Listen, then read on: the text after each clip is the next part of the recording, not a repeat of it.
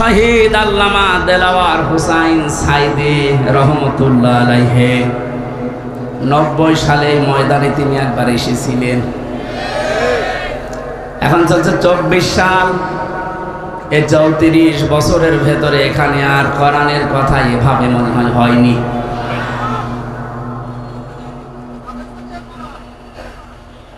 এই মানুষগুলোর নাম বললাম, ওনারা প্রফেসর জাহাঙ্গীরের মতো শুধু ঘুমিয়ে থাকবে কবরে না, আল্লাহ বলেন ওরা জীবিত থাকবে। ওয়াইন্দা রব্বিহিম ইউরযাকুন, ওরা তাদের রবের কাছে রিজিক খাবে। সুবহানাল্লাহ। আমরা জানি মানুষ ঘুমিয়ে থাকলে খায় না, যেহেতু উনি ঘুমিয়ে পড়বে এই জন্য ওনার খাওয়ার দরকার নেই। যারা জীবিত থাকবে মানুষগুলোর খাবারের দরকার হয়। কিয়ামত পর্যন্ত মহান আল্লাহ শহীদদেরকে নিজে দায়িত্ব নিয়ে খাওয়াবেন। জোরে বলেন আল্লাহু আকবার। শহীদ আবু সাইদের কি তার জীবনের কোনো মায়া ছিল না? কয়েকদিন আগে গিয়েছিলাম রংপুরে, কবর জিয়ারত করার পরে দেখলাম ওর বাবা বেরিয়ে এসেছে। আমার বলছে, হুজুর আমার ছেলেটা ছোটবেলা থেকেই প্রতিবাদী, অন্যায় দেখলেই ওর নিজের সমর্থন নেই, তারপরও প্রতিবাদ করত। এই শব্দটাকেই তো আমরা চাই। অন্যায় যেখানে হবে প্রতিবাদ সেখানে হবে, এইটার আরবি নাম জিহাদ। তো এটাকে উল্টা পাল্টা নাম দিয়ে বহু নিচে নামিয়ে ফেলেছিল ইসলামের বিদ্বেষী যারা, তারা বানিয়েছে শব্দটাকে জঙ্গি, টেররিস্ট, সন্ত্রাসী, আরো কত রকমের নাম দিয়ে পৃথিবীর মানুষকে দেখিয়েছে যে এই দেশে জিহাদের নাম নিয়ে বিশৃঙ্খলা তৈরি করার জন্য অনেকে চেষ্টা চালিয়েছে। এটা সবচাইতে বেশি ভূমিকা পালন যারা করেছে, আমি নাম নিয়েই বলি, কাউন্টার টেররিজমের ওই সময়ের যে প্রধান ছিল মনিরুল ইসলাম। আমার যতটুকু বাস্তবতায় জ্ঞান আছে কোরআন আর হাদিসের উপরে, এই লোকটার অ্যাক্টিভিটিস, এই লোকটার কাজ কামের কারণে, এ তৎপরতার কারণে যত মানুষের জীবনে এদেশে নষ্ট হয়েছে, গুম হয়ে আছে। এখান থেকেও একজন গুম হয়েছে, রেজওয়ান। গুম এই শব্দটা শুনতে যদিও ছোট মনে হচ্ছে, এটাতে কত বড় ভয়ানক এবং বিপজ্জনক একটা শব্দ। যারা এখন দায়িত্বে আছেন এত কড়াকড়ি করেন, কিয়ামতের আগে যেন এই দেশে আর কেউ গুম না হয়। আর আমরা চাই এই গুম শব্দের সাথে যারা জড়িত ছিলেন একটাকেও যেন ছাড়া না হয়। কোথায় গেছে ওই মনিরুল? কে যেন সেদিন এক কানা লোককে দেখলাম, অন্ধ, গান বানিয়েছে। কোথায় কাদের কাকা? অন্ধ মানুষ। সুতরাং আমরা চাই এই গুমের সাথে যারা জড়িত ছিলেন, আয়না ঘর বানিয়ে যারা মানুষকে একদিন 2 দিন না 8 বছর 10 বছর পর্যন্ত, আমার মনে হয় যাদের ভেতরে অন্তত যারা পরিমাণেও মনুষ্যত্ব আছে, তারা কোনোদিন আয়না ঘরের ভেতর থেকে পাহারা দিয়ে এসে নিজের বাড়িতে ঘুমানো সম্ভব না। আমি রিমান্ডে যে মাটির নিচে ছিলাম সেখানে ওরা রেখেছিল, আমার উপর যে অত্যাচার করতো, মাঝে মাঝে চিন্তা করতাম, আল্লাহ এরাও তো মানুষ, এরা বাড়ি যে স্ত্রীর কাছে থাকে কি করে? এদের তো ঘুম আসার কথা না। এরা নিজেরাই আমাকে বলতো আপনার কোনো দোষ নেই, আমরা জানি, তারপরও আপনি এই করতেন আমার সাথে। কালো কাপড় দিয়ে চোখ বেঁধে, হাত পেছনে বেঁধে রেখে মাথায় দড়ি দিয়ে টাঙিয়ে রাখতেন, আর আপনি বাড়ি যেয়ে ঘুমাতেন, আপনার ঘুম আসতো কি করে? তার মানে মনুষ্যত্বের যারা পরিমাণ একটা কিছু ছিল না, এরা মানুষের বাইরে চলে গেছে। আমার সাথে ভালোবাসতো আমাকে, তাই যদি এই করে যাদেরকে ওরা দেখতেই পারে না, মাঝে মাঝে বলতো, হুজুর আপনার ওয়াজ শুনি আমরা। ওরে শয়তান, কিসের ওয়াজ শুনিস তুই?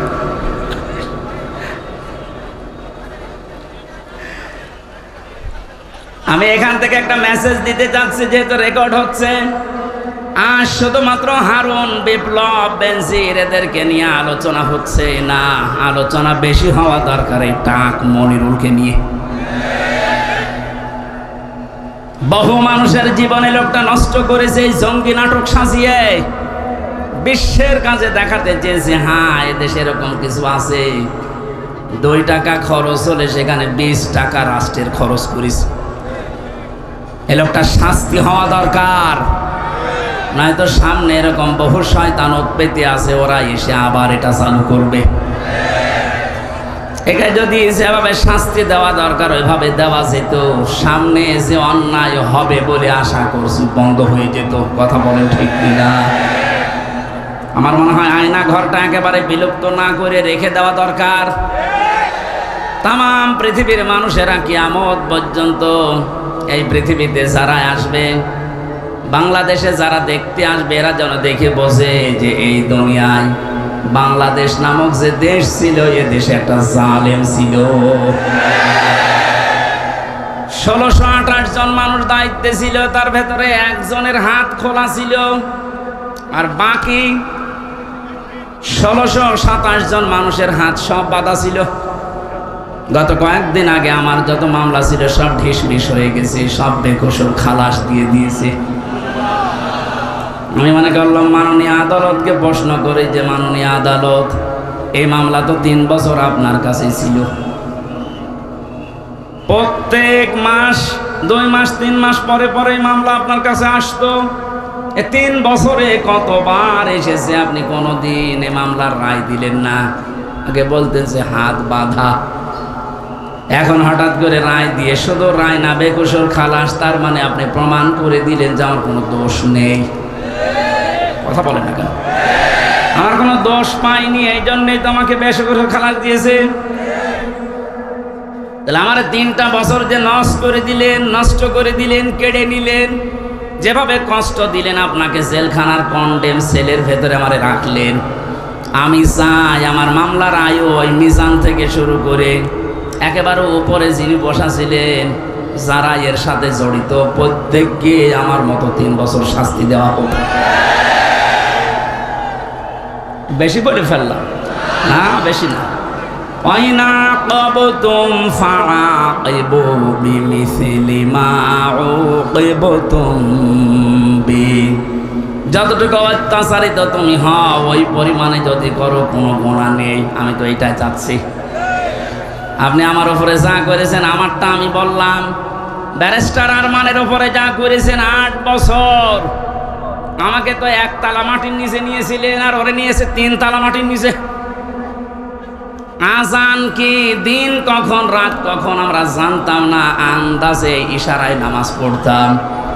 এই কঠোর অবস্থা 1 দিন 2 দিন হলে মেনে নেওয়া যায়, 8 বছর আপনার কল্পনার বাইরে চলে যাবে। এরপরও অনেকে সাফাই গাছে যে কি করেছে, তারা কুকুরের মতো তাড়িয়ে দিলেন। আজকে তার ছেলে স্ট্যাটাস দিয়েছে, বাংলার মানুষেরা আমার মাকে কুকুরের মতো বিদায় করে দিয়েছে। লজ্জা করেন এই কথা বলতে? কি বলছে না বলছে, মাথা খারাপ হয়ে গেছে। কেন কুকুরের মতো তাড়িয়ে দিয়েছে? তার বাস্তবতায় আয়না ঘর। আমার যতটুকু বাস্তব জ্ঞান আছে, এদেশের 18 কোটি মানুষকে যদি এই জালেমরা যা করেছে, 18 কোটি মানুষ সবাই বলে আমরা মাফ করে দিলাম, উদার হয়ে। ব্যারিস্টার আরমানের বউ জীবনও মাফ করবে না।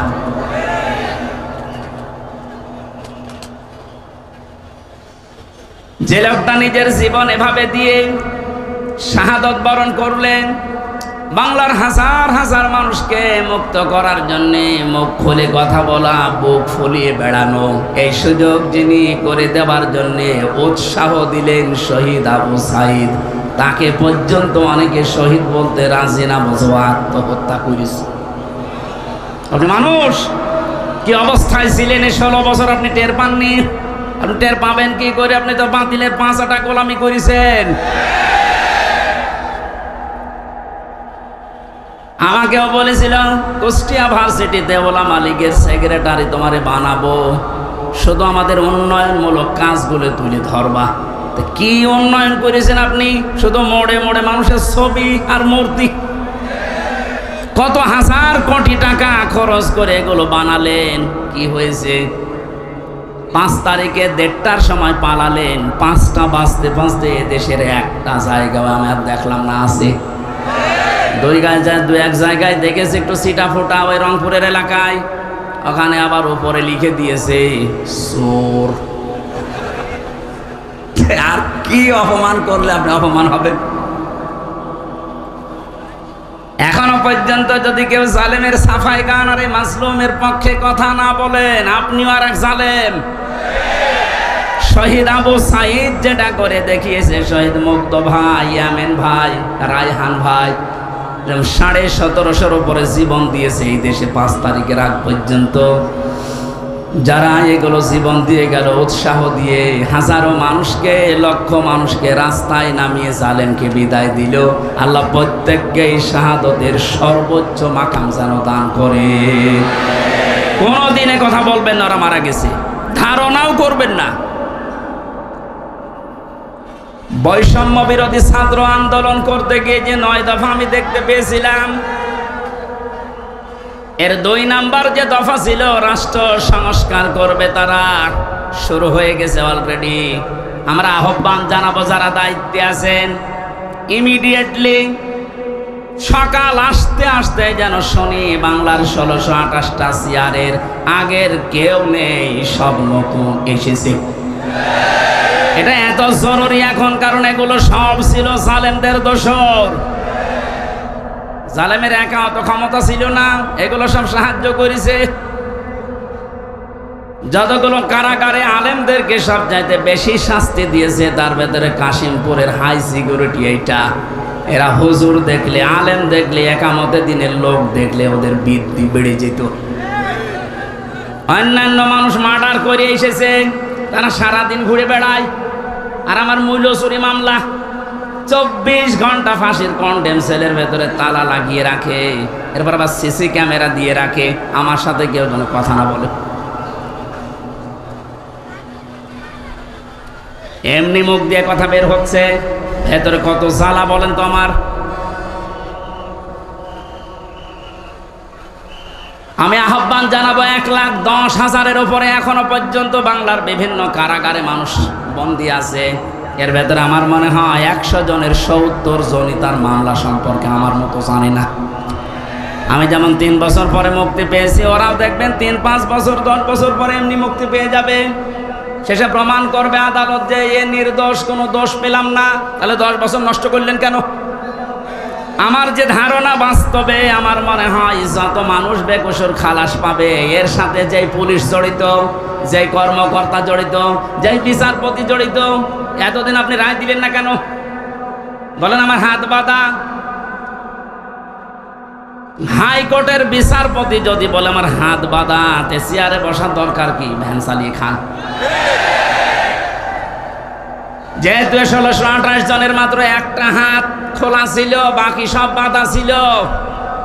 আমার বিচারপতি আমার এই কথাই বলতো, হুজুর কি করবো, এতদিন হাত বাঁধা ছিল, এখন হাত খুলে গেছে, এজন্য কোনো কিছু দেখতে পাই না। আমার মামলাটা এভাবে দেখার পরে বলছে কি নিয়ে বিচার করব, কোনো মাল নেই, দা খালাস দিয়ে দিলাম।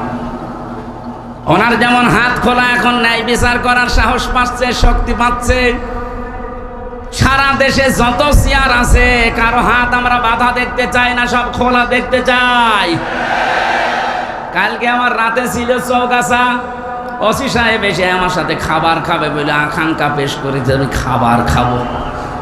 দেখা করার পরে বলছো, হুজুর আমি আপনাকে থানায় এই কয় বছর আসতে দেইনি, আমার মাফ করে দেন।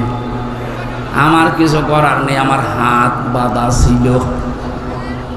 শুধু এই ওসি না, এদেশের 1628 জন যে বলছে, আমি হিসাব করে করে দেখেছি, 64 জেলার 64টা ডিসি, এসপি, এএসপি, টিওনো, ওসি, এমপি, মন্ত্রী, উপজেলা চেয়ারম্যান, মেয়র, এগুলো হিসাব করে মিলাবেন, দেখবেন কলম খাতা দিয়ে 1628 জন হবে।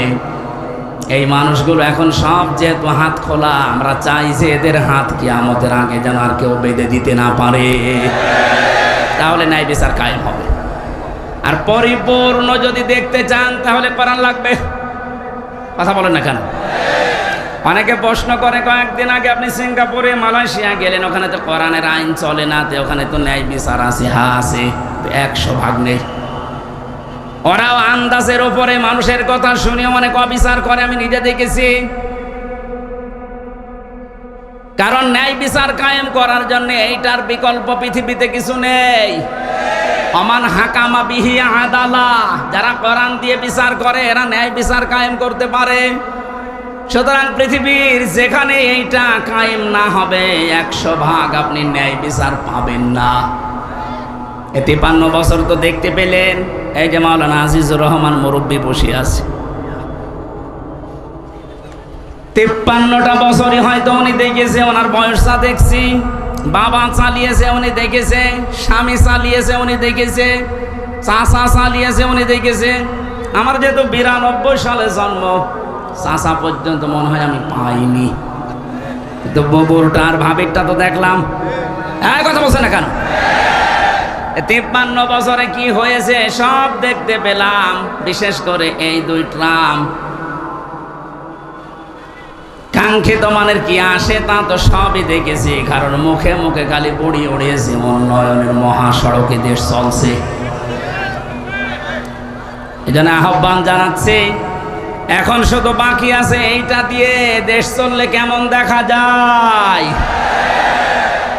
এটা দিয়ে যেন বাংলার 56,000 বর্গ মাইল চলে, আর কেমন দেখা যায় এটা দেখে মরার খুব ইচ্ছা আমার। কার কার ইচ্ছা আছে এটা দেখতে হাত তোলেন তো, লিল্লাহে তাকবীর। আন্দাজ হাত তুলবেন না, সামনে কিন্তু আসছে এটা দেখার। লিল্লাহে তাকবীর।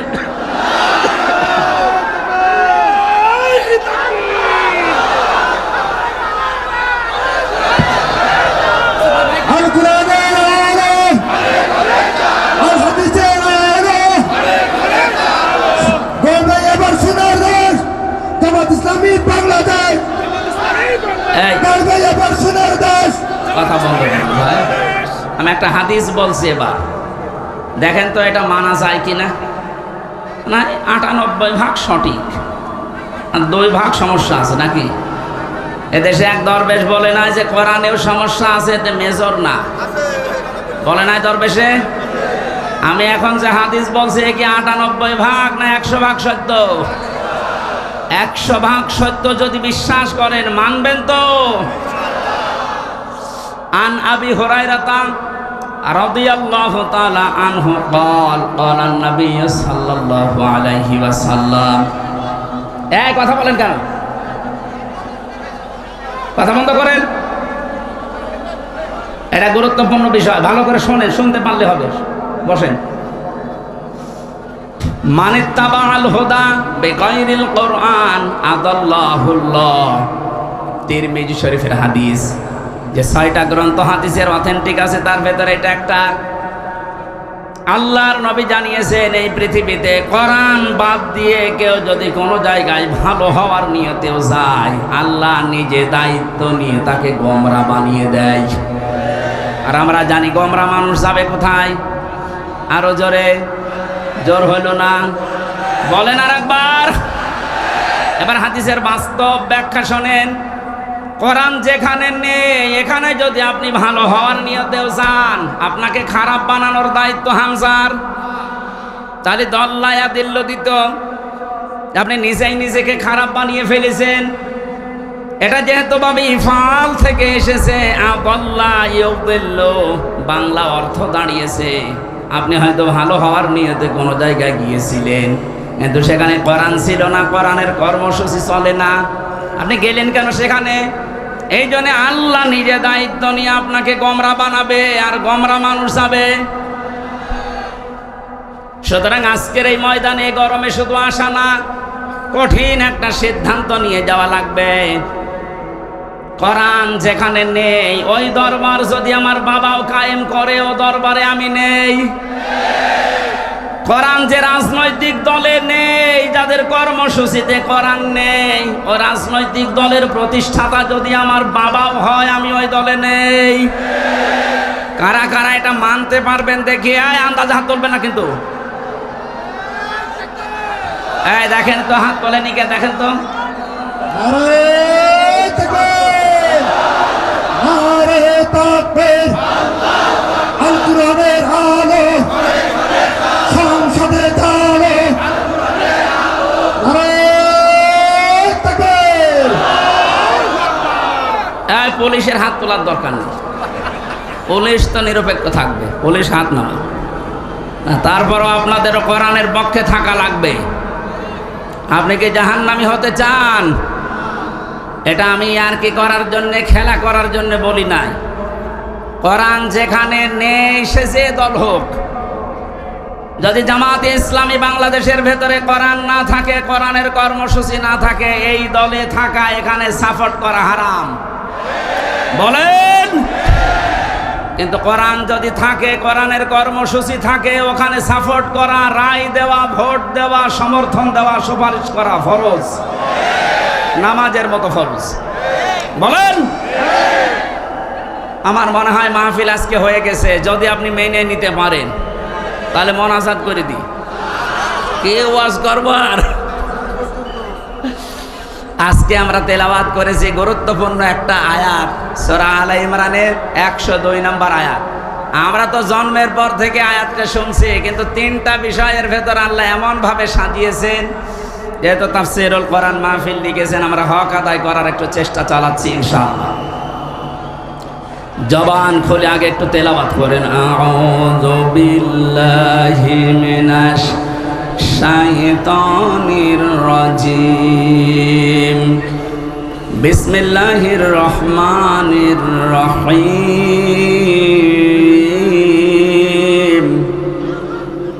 ইয়া আইয়ুহাল্লাযীনা আমানুত্তাকুল্লাহা হাক্কা তুকাতিহি ওয়া লা তামুতুন্না ইল্লা ওয়া আনতুম মুসলিমুন।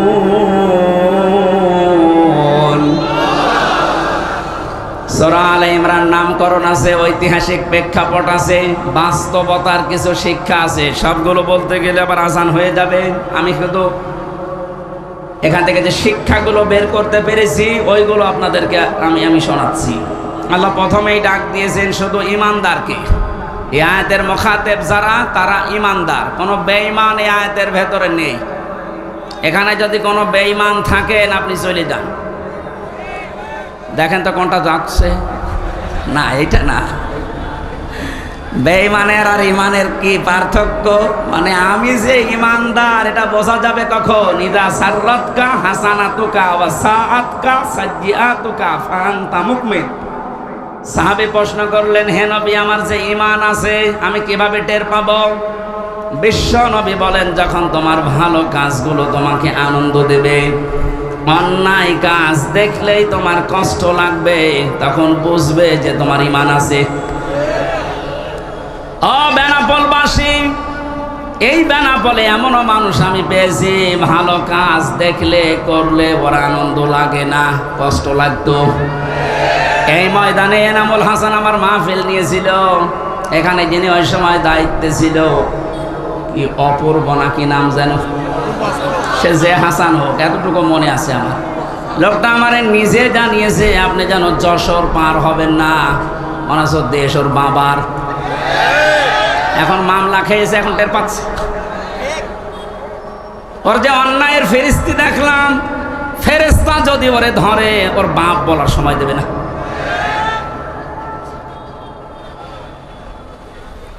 আল্লাহ গজব থেকে যে আপনাদেরকে বাঁচিয়েছে, এখন যিনি আছে মনে হয় আল্লাহর ওলি হবে। আল্লাহ ওনাকে হায়াতে তাজ্জে বাসিহাত। ছোট্ট বাচ্চা পাওয়া গেছে, সুমাইয়ার নাম, স্টেজের পিছনে আছে। একটা ছোট বাচ্চা পাওয়া গেছে, সুমাইয়া স্টেজের পেছনে আছে। যদি কারো হয়ে থাকে, মাইকের আওয়াজ যাচ্ছে যত দূর, ওখান থেকে নিয়ে যান। আমার ভাইরা, কি বলতে গেলাম, আমি তো ছাতা ভুলে গেলাম। এভাবে হঠাৎ করে আসলে ঠিক আছে, ওইটুকু মনে আছে আমার। সম্মানিত ভাইরা, যে যিনি আছেন দায়িত্বে, এই যে কিছুদিন আগে যশোরে যিনি এসপি হিসাবে দায়িত্ব পালন করার জন্য এসেছেন, ওনার একটা ভিডিও দেখলাম। মানে দায়িত্ব নেওয়ার পর দিনই জানিয়েছে, পুলিশের এই চাকরি আমি জান্নাতে যাওয়ার মাধ্যম মনে করি। এটা একটা আল্লাহর ওলি যদি এই কথা মতো কাজ করতে পারে। মসজিদের ইমাম সাহেব যদি বলে আমি ঘুষ খাই না, ওরা ঘুষ দেবে কে? আরে বেনাপোলের ওসি সাহেব যদি বলে আমি ঘুষ খাই না, এটা আল্লাহর ওলি? কারণ একেবারে আল্লাহ সব খুলে দিয়েছে। সুতরাং যিনি দায়িত্বে আছেন, আল্লাহ যেন তার ভেতরেও যশোরের এসপি সাহেবের মতো আল্লাহর ভয়, আখেরাতের ভয়, জান্নাতের আশা ঢুকিয়ে দেন। বলেন আমিন। আমি ওসি সাহেবের জন্য দোয়া করছি। এ বিশাল আয়োজনে অনেক আঞ্জাম দিয়েছেন, অনেক পুলিশ সদস্য পাঠিয়ে, যদিও পুলিশরা দাঁড়িয়ে আছে, কিছুই করছে না। আপনারা কোনো ঝামেলা হলে একটু দেখেন ভাই, আশা করছি হবে না। এখন কিছুদিন আগে বাংলাদেশ জামাতে ইসলামী কুষ্টিয়া জেলা শাখার উদ্যোগে 550 আলেমকে দাওয়াত দিয়েছিল। সব ঘরানার আলেমরা এসেছিল। 550, 3.5 ঘন্টা 4 ঘন্টা আমরা আলোচনা রেখেছি কোরআন হাদিস দিয়ে। কোনো বাধা নেই, কোনো উস বিষ নেই। আপনি বলেন তো 5 তারিখের আগে আগস্টের 550 না 5.5 জন আলেম এক জায়গায় হলে 10টা মামলা হয়ে যেত। কোথা থেকে আল্লাহ কোথায় আমাদেরকে পৌঁছিয়ে দিয়েছে, এ নিয়ামতের শুকরিয়া আদায় করা দরকার না? আসলে এই নিয়ামত ব্যয়ের শুকরিয়া আদায়ের মাধ্যম 3টা। আপনাদেরকে আমি খুব শর্টকাটে বলছি। পৃথিবীতে যে কোনো নিয়ামত যদি পান, নিয়ামতের যে শুকরিয়া আদায় এতদিন শুনেছেন যে আলহামদুলিল্লাহ বললেই হয়ে গেল না, এটা একটা বাক্য। এটা কি? নিয়ামতের শুকরিয়া আদায় হবে 3টা বিষয় মানলে। 1 নম্বরে আপনাকে মুখে বলা লাগবে যেটা নিয়ামত। এটা কি? এ দেশের 100 জনের 80 জন বিশ্বাস করছে, মেনে নিয়েছে যেটা নিয়ামত, খালি 20 জন এখনো মানে না। এক কথা বলেন। এই জন্য একটা উদাহরণ আমার মনে পড়ছে। হোস্টেলে খাবার খায় 100 জন। সকালবেলা ওদের দেওয়া হয় পাউরুটি আর কলা। 20 জন বলছে যা দেওয়া হচ্ছে এইভাবে দেওয়া হোক, আমাদের অসুবিধা নেই। 80 জন বলছে না, এ খাবার আমরা খাবো না, আমরা মেনু পাল্টাতে চাই। হোস্টেল ম্যানেজারকে ডাক দিয়েছে যে স্যার, আমরা কেউ চাই রুটি, কেউ চাই রোল, কেউ চাই খিচুড়ি, এভাবে বিভিন্ন নাম দিয়েছে। উনি বলছে তাহলে ভোট দাও।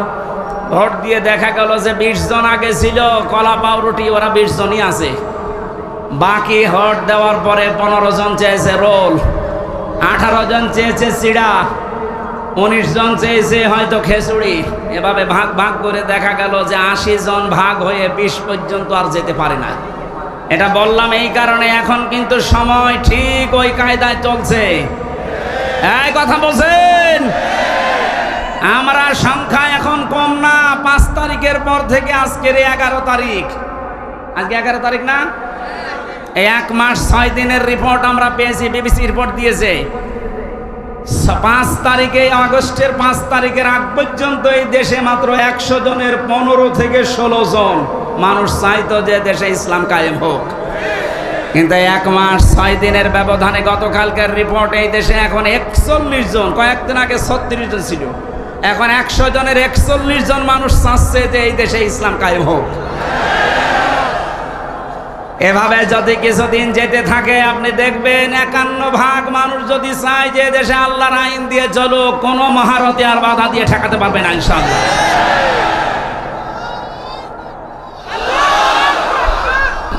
আমার কথা শেষ করতে হবে।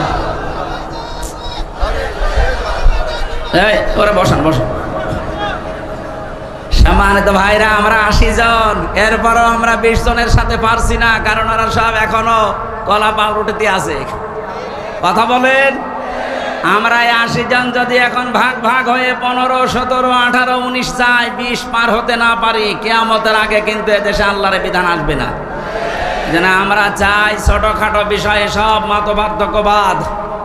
এই আয়াতের পরবর্তী আয়াতে এই কথাগুলো আল্লাহ দিয়েছেন, তোমরা সবাই মিলে ঐক্যবদ্ধ হয়ে আল্লাহর রজকে আঁকড়িয়ে ধরো। মাওলানা মামুনুল হক হাফিজাহুল্লাহ 3 বছর আমার সাথে ছিল, পাশের রুমে। উনি মাঝে মাঝে আমার বলতেন, হামজা বাইরে ভাবতাম কি আর ভেতরে এসে দেখছি কি। আমরা মারামারি করতাম বাইরে, 5 কলি না 3 কলিলা লম্বা টুপি এই নিয়ে। মওদুদী রহমতুল্লাহ আলাইহির এই ভুল আমরা ধরতাম। কেউ হাত বাঁধা নিয়ে, কেউ মোনাজাত নিয়ে ফতোয়াবাজি করতাম। আর এখানে এসে বাস্তবতায় কি দেখছি, বাইরে যদি যেতে পারি, কথা দিয়ে গেলাম তোমার সাথে, বাইরে যেতে পারলে সব ছোটখাটো বিষয় বাদ আমরা সব এখন আল্লাহর দিনের জন্য এক হব। আমি দেখতে পাচ্ছি উনি ওনের কথা রাখতেছেন। সব ঘরানার ইসলামী মাইন্ডের হোক আর যারা উদারপন্থী এই দেশে আছে জালেম বাদ দিয়ে, তারা সব এখন প্রায় এক হয়ে গেছে। যেহেতু এটা ফরজ উনি উপলব্ধি করেছে, উনি তো আর আমার মতো ছোটখাটো হুজুর না, শাইখুল হাদিসের বেটা শাইখুল হাদিস। হ্যাঁ, কথা বলে না কেন? যে সিদ্ধান্ত নিয়ে উনি এগিয়ে এসেছেন। আর যেভাবে মানুষ ছাড়া দিচ্ছে দেশের সব ইসলামপন্থী মানুষেরা, সামনে একটা সম্ভাবনা আমি দেখতে পাচ্ছি। ভেতরের অবস্থাটা বাইরে এসে এখন যেটা বুঝলাম, আমার আল্লাহ মনে হয় চাচ্ছেন যে তার কালাম দিয়ে আমাদের এ দেশটা চলুক।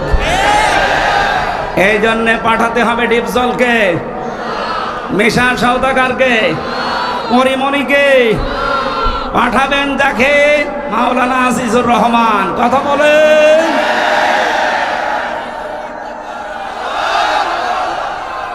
এই একটু চুপ করো। সেদিন সিরাজগঞ্জে যাবার পরে আমি নেতৃত্বের গোনা বলে 8টা, এর উপরে কথা বলেছিলাম। এক জালেম এসে বলছে, হুজুর ওয়াজ হচ্ছে না রাজনীতি হচ্ছে? এইটাই আসলে আজ এতদিন পর্যন্ত আমাদের আদর্শ ঠিক করতে পারি নাই, এই কারণে মাথার উপরে যাদের ঝড়ি ছিল আমাদের পর্যন্ত আসি না। রাসূলুল্লাহ আবু জাহেলের মাথা থেকে, আবু লাহাবের মাথা থেকে খাদ্যের ঝড়ি যখন আবু বকরের মাথায় দিয়েছেন, ওমরের মাথায় দিয়েছেন, এতদিন যারা খাবার পায়নি এখন খাবারের অভাব হয়নি। ঝড়ি তো একই ছিল, শুধু মানুষ পাল্টিয়েছে। কথা বলেন ঠিক কিনা? আমরাও তো ঝড়ি ঠিকই আছে, শুধু পাল্টিয়ে চাকলাদার মার্কা লোককে বাদ দিয়ে আমরা আজিজুর মার্কা লোক চাই। ঝড়ি ঠিকই থাকবে, খাবারের অভাব হবে না ইনশাআল্লাহ। আপনি কি বেশি বলে ফেললাম? না না, কিসের বেশি, কম হয়ে গেছে। আমি যেটা বিশ্বাস করছি কোরআন পড়ে কোরআন দেখে, সেইটাই আমি জানাচ্ছি। খালি ঝড়ি পাল্টিয়ে দেন, এদেশে কোনো কিছুর অভাব নেই, শুধু সৎ নেতৃত্ব আর যোগ্য বন্টনের অভাব। এই কারণে আমরা খাবার পাই না। এগুলো ফিরিয়ে দেন, দেখেন কি হয়। আপনাদের এলাকা তো সাক্ষী, মাওলানা রিয়াসাত আলী। এক কথা বলছে না কেন? এই পাশের থানায় ছিল কে? মুহাদ্দিস আবু সাইদ। এর চাইতে জ্বলন্ত সাক্ষী আর কি চান? দিয়ে দেখেন তো এরকম মানুষকে। আমি কথা দিয়ে যাচ্ছি, যদি যা বলছি না মেলে, আমি জীবনে এই মাহফিলে আর কোরআনের কথা বলবো না, আপনাদের মতো হয়ে যাব। যান। এই জন্য আল্লাহ ভালো কাজ দেখলে যদি আমাদের ভালো লাগে, আনন্দ লাগে, অন্যায় দেখলে যদি কষ্ট লাগে, দুঃখ পান, বুঝবেন যে আপনার ভেতরে আর যা থাক ঈমান আছে। এইরকম ঈমানদারকে আল্লাহ ডাক দিয়েছেন, ইত্তাকুল্লাহ, আমি আল্লাহকে ভয় করো। তাকওয়ার ব্যাখ্যা এতদিন পর্যন্ত কি শুনেছেন আমি জানি না। অনেকে মনে করে তাকওয়া মানে বিশাল সোব্বা গায়ে দিয়ে, পাগড়ি মাথায় দিয়ে, হাতে একটা তসবিহ নিয়ে শুধু এই সারের মতো পান খাবেন। না না, মানে পান খায় এই জন্য বলছি না। আমি দেখেছিলাম বাস্তবে পাবনায় একবার, এক হুজুর আমার আগে ওয়াজ করছে, আমার ভাইরা, আমার এই পীর এত বড় আল্লাহর ওলি প্রতিদিন 30টা করে পান খায়, প্রতি পানে হাকিমপুর জর্দা খায়। মরিদরা বলছে সুবহানাল্লাহ। এইটাই যদি সুবহানাল্লাহ হয়, নাউজুবিল্লাহ হবে কোন জর্দায়? আপনাদের এলাকায় যেহেতু এই জিনিস তৈরি হয়, এই জন্য ওই জিনিসের কথা তো বলা যাচ্ছে না। এটাকে এখনো তৈরি হচ্ছে। আমি আকিস গ্রুপে চাকরি করতাম 8 দিন হাসপাতালে ঢাকাতে। ডাক্তার মোহাম্মদ মহিউদ্দিন আকিস সাহেবের বড় ছেলে। বলেছিলাম, স্যার এই অখাদ্য কুখাদ্য একটু বাদ দিয়ে অন্তত খাদ্য তৈরি করেন মানুষের। ওনারা মনে হয় এটা বেঁচে দেওয়ার কথা। কি করেছে আমি তো 3 বছরের ভেতরে আমি আর জানি না। তো এই যে এইরকম দৃশ্য দেখলে আমরা আল্লাহর ওলি মনে করি, তাকওয়াবান মনে করি না। তাকওয়া হচ্ছে যেখানে যিনি দায়িত্ব পালন করবেন ওই জায়গাতে শিক্ষা এবং দীক্ষা নিয়ে। কথাগুলো খেয়াল করেন। যেখানে যেই লোকটা বসবে, দায়িত্ব পাবে, ওই বিষয়ের উপরে তার শিক্ষা লাগবে, প্রশিক্ষণ লাগবে, এবং বাস্তবে সে যেন সুচারুরূপে কাজটা আঞ্জাম দিতে পারে। এর আরবি নাম তাকওয়া। এইটাই করতে চাই বাংলাদেশ জামাত ইসলামী এবং ইসলামী ছাত্র শিবির। আমি বাস্তব দেখছি, এই কারণে বলছি, যোগ্যতা সম্পন্ন মানুষ শিক্ষা এবং দীক্ষা দিয়ে জায়গায় তুলে দেন, আল্লাহর কসমে দেশটা দাঁড়িয়ে যাবে ইনশাআল্লাহ। একটা নাস্তিক, আল্লাহ বিশ্বাস করে না, অধ্যাপক আনিসুর রহমান, এ লোকটা ঘোষণা দিয়েছে বাংলাদেশ জামাত ইসলামী এবং ছাত্র শিবিরের হাতে 5টা বছর তুলে দেন। উনি গ্যারান্টি দিচ্ছে দেশে দুর্নীতি, চুরি, অন্যায়, অবিচার সব 5 বছরে বিদায় নিয়ে চলে যাবে। আল্লাহ বিশ্বাস করে না এই লোকটা এ কথা বলতে পারে। আর আপনি একটু নামাজও তো পড়েন, নামের আগে হাজি আছে, তাও আপনি বিশ্বাস করেন না। আপনি ফিরে এসে দেখেন কি হয়। আমার বংশের 100 জনের 98 জন ছিল এই জালেমের পক্ষে। আগস্টের 5 তারিখের বিকাল আসতে আসতে আমারে কল দিয়ে বলছে, বাবাজি আমরা সব পাল্টিয়ে গেছি, মানে সব আমরা এখন জামাতে ইসলামী, এখন জামাতে ইসলামী। ওরা বুঝে ফেলেছে যে জালেমরা এই পৃথিবীতে আর প্রতিষ্ঠিত হতে পারবে না, কারণ আমরা 80 জন, ওরা মাত্র 20 জন। এই কথা বলেন না কেন? এই জন্য ছোটখাটো বিনা বিষয় নিয়ে আর গন্ডগোল করা যাবে না, সব বাদ, সব এখন আমরা এক হব। 80 জন যদি এক জায়গায় হতে পারি, সত্য কথা বলছে, কিয়ামতের আগে এদেশ থেকে আর কোন জালেম চেয়ারে বসতে পারবে না ইনশাআল্লাহ। এই জন্য আমাদের উচিত হচ্ছে তাকওয়ার যে ব্যাখ্যাটা আধুনিক বললাম, হ্যাঁ তাকওয়া মানে আল্লাহর ভয়, তাকওয়া মানে নিষিদ্ধ কাজ ছেড়ে দেওয়া আছে, তা আসল ব্যাখ্যা এইটা, আর এইটাই জামাত ইসলামী বুঝেছে। এই জন্য যোগ্যতা সম্পন্ন মানুষ তৈরি করা, শিক্ষা দেওয়া, প্রশিক্ষণ দেওয়া, ওই জায়গা চালানোর মতো কোয়ালিটি তৈরি করে বসিয়ে দেওয়া, এটা যদি সত্যি আমরা করতে পারি, এই তাকওয়া, আল্লাহ কি জানিয়েছেন? ওয়ালাউ আন্না হালাল কুরা আমানু ওয়াত্তাকাউ লাফাতাহনা আলাইহিম বারাকাতিম মিনাস সামাই ওয়াল আরদ। আল্লাহ বলেন আমার উপরে ঈমান আনার পরে যদি তাকওয়া অবলম্বন করতে পারো, তার মানে এইভাবে যেভাবে প্রশিক্ষণ দিয়ে 3 মাস, 6 মাস, 1 বছর পরে পরে খুঁটি বানায় এক একটা, এভাবে যদি তৈরি করে নিতে পারো, আমি আল্লাহ গ্যারান্টি দিচ্ছি, লাফাতাহনা, লামে তাকিদ, সুপারলেটিভ ডিগ্রি, এটা যত রহমত বরকতের দরজা আকাশ জমিনে আছে আমি আল্লাহ সব খুলে দেব। জোরে বলেন সুবহানাল্লাহ। এটা আমরা দেখতে চাই না, চাই না? লাফাতাহানা দিয়েছেন আল্লাহ, আল্লাহর গ্যারান্টি মিথ্যা মনে হয়? বলেন 100% বিশ্বাস করে আল্লাহর কোরআনের এই সূরা আনআমের না আরাফের 96 নম্বর আয়াত, এটা আল্লাহ যখন গ্যারান্টি দিলেন ঈমান আছে তোমাদের, এই অনুযায়ী তাকওয়া অবলম্বন করো, যোগ্য ব্যক্তি তৈরি করে যোগ্য জায়গায় তুলে দাও, আমি আল্লাহ পাক এই 2টা শর্ত দেখলে আকাশ আর জমিনের বরকতের দরজা খুলে দেব। কত হাজার কোটি টাকা পাচার হয়েছিল, 4 ভাগের 3 ভাগ ফেরত আসতেছে ইনশাআল্লাহ। যারা দায়িত্বে আছে এই মানুষগুলো যদি এই করতে পারে, যাদের ভেতরে 100% তাকওয়া, ডক্টর আইনাতুল্লাহ আব্বাসী কয়েকদিন আগে ঘোষণা দিয়েছে, তাকওয়াবান মানুষগুলো যদি সত্যি চেয়ারে বসতে পারে, শুধুমাত্র টাকা যা পাচার হয়েছে এগুলো না, যারা এখনো বন্ধ করে রেখেছে ওইগুলো আল্লাহ ফেরত নিয়ে এসে দেবে ইনশাআল্লাহ। এক দরবেশের দিকে তাকিয়ে দেখলাম 36,000 কোটি টাকা ঋণ করেছে। দরবেশের অবস্থা যদি এই হয়, যারা ধরবেশ এদের অবস্থা কোন জায়গায়? সব কয়টা বিভাগ এরা এমন জায়গায় পৌঁছিয়েছিল, শয়তান দেখে হাসতো যে আমি আর কি শয়তানি করবো, এটা তো আমার চাইতে বড় শয়তান।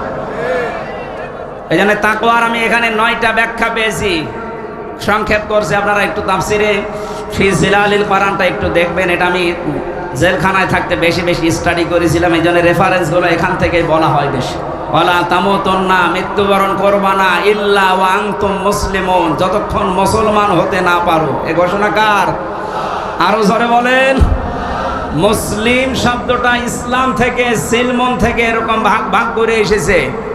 এ পৃথিবীতে যে ইসলাম আমরা বলি এটা দুই প্রকার। ইসলাম কয় প্রকার? আরো জোরে বলেন। একটা ইসলাম হচ্ছে প্রাকৃতিক ইসলাম, আর একটা হচ্ছে শারঈ ইসলাম। প্রাকৃতিক ইসলামে যে আম গাছে আম ধরা, সূর্য যেদিকে উঠতেছে তৈরি হওয়ার পর থেকে কিয়ামত পর্যন্ত ওইভাবে ডুবতে থাকবে, এটা প্রাকৃতিক। এটা কি? এইটার দায়িত্ব আল্লাহ মানুষকে ছেড়ে দেয়নি। সারা জীবন চেষ্টা করলেও আপনি আম গাছে তাল ধরাতে পারবেন? কারণ এই নিজাম, এই নিয়মটা কার বলেন তো? আল্লাহ ওটা কায়েম করে দিয়েছেন, কিয়ামত পর্যন্ত থাকবে।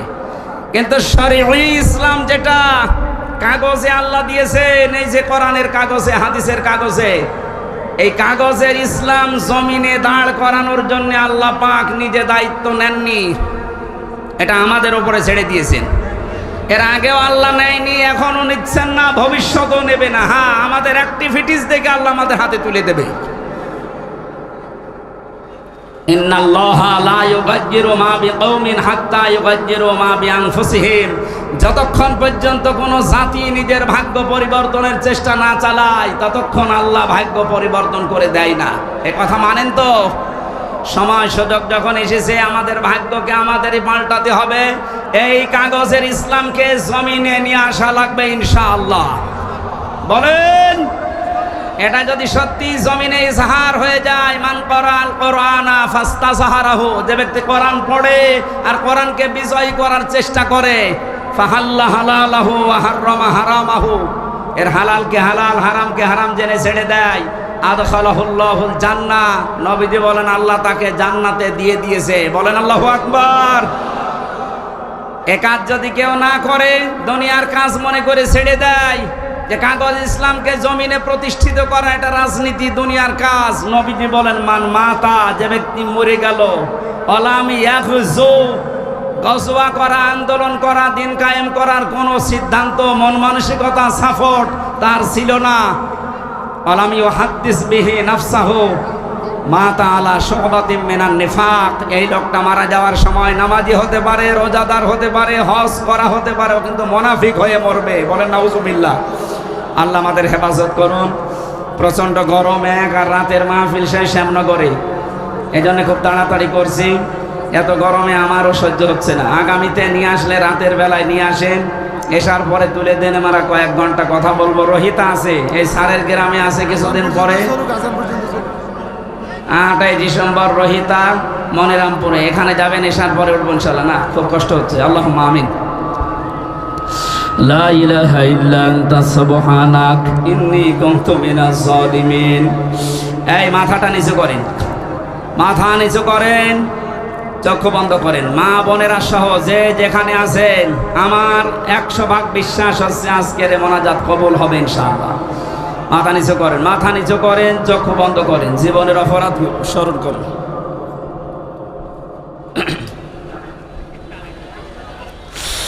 রব্বানা যালামনা আনফুসানা ওয়া ইল্লাম তাগফির লানা ওয়া তারহামনা লানাকুনান্না মিনাল খাসিরিন। ও আরশের মালিক, দিনের বেলা হাজারো কাজ আমাদের ছিল, সব বাদ দিয়ে তোমার কোরআনের জন্য ছুটে এসেছি।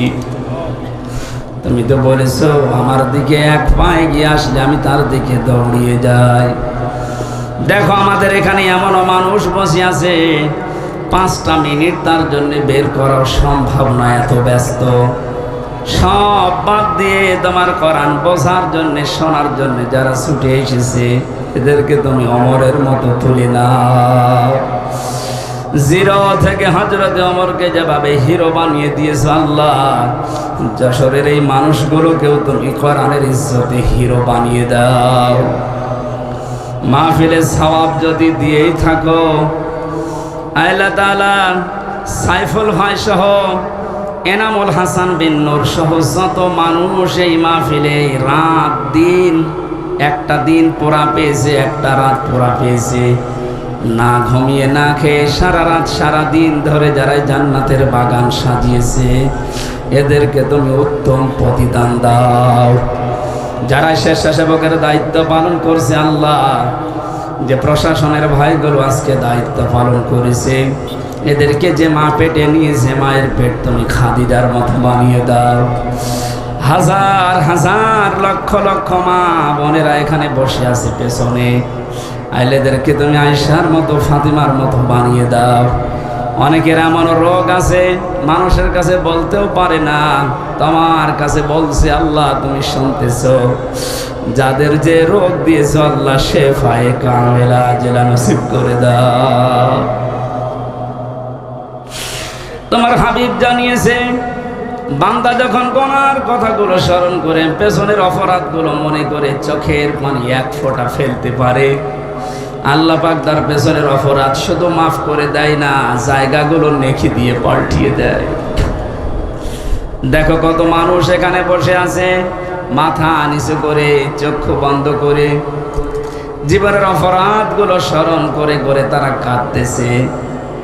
আল্লাহ বড় আশা নিয়ে আমিও হাত তুলেছি, আমাদের জীবনের একটা অপরাধও আর বাকি রেখো না।